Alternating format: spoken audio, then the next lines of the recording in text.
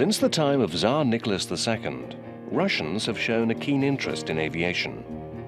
Nicholas encouraged early designers and urged them to build the largest aircraft of the time.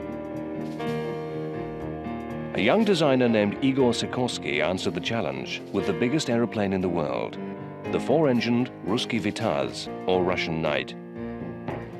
During the 1920s, pioneering experiments were conducted using Polikarpov biplanes. The first soldiers from the sky were wing walkers who leapt carefully from their precarious roosts. By the early 1930s, the Soviets had dropped hundreds of parachutists together with automatic weapons and artillery. Red Army strategists recognized the need for airborne assault troops. While the Russians had experience building large aircraft, it was the Germans who specialized in developing people movers. The Soviets were forced to buy airplanes like Junkers and modify them to their harsh climate. By the early 1930s, a bright young engineer named Andrei Tupolev helped give Russia its own identity in the construction of large aircraft. The colossal AN-T-20 was the flagship of a proposed 20-plane propaganda squadron. It was the largest aircraft in the world. Although the Maxim Gorky was doomed by a tragic accident, a civil variant served as a passenger aircraft and later as a heavy-lift military transport. Soviet dictator Joseph Stalin was a prime mover behind the use of civil aviation to enhance Russia's national prestige. But his main interest was the military application of aircraft. He was bent on developing agrarian Russia into a modern military juggernaut, more powerful than any neighboring countries. Andrei Tupolev was given the task of developing aircraft to this end. He turned his attention to designing an airplane that could be used as a bomber or a transport. The result was the TB-3. Its main purpose was to carry airborne soldiers. This versatile aircraft is considered to be one of the greatest achievements in aviation history. Unlike earlier giants, the TB-3 filled a real need. It allowed the Red Army to carry out massive parachute exercises, displaying a new flexibility in airborne warfare. It also highlighted the nation's capability to produce and develop aircraft over many years.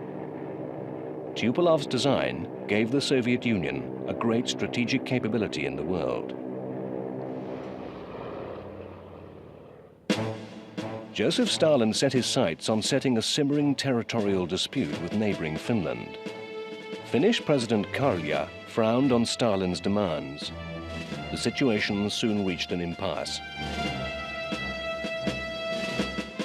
Within weeks, Soviet TB-3s droned over the frozen Finnish countryside, bringing an invasion from the sky.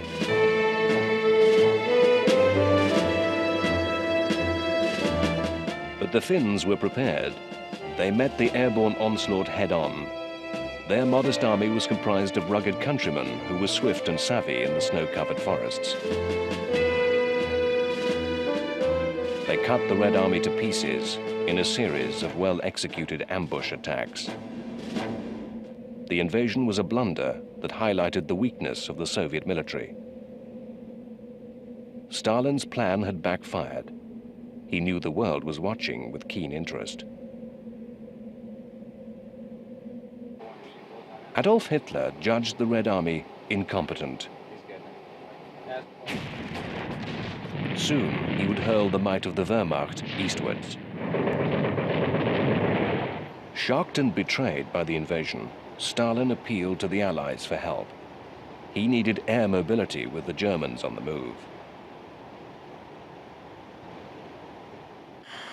Meanwhile, in America, the Douglas DC-3 airliner had been modified for military use.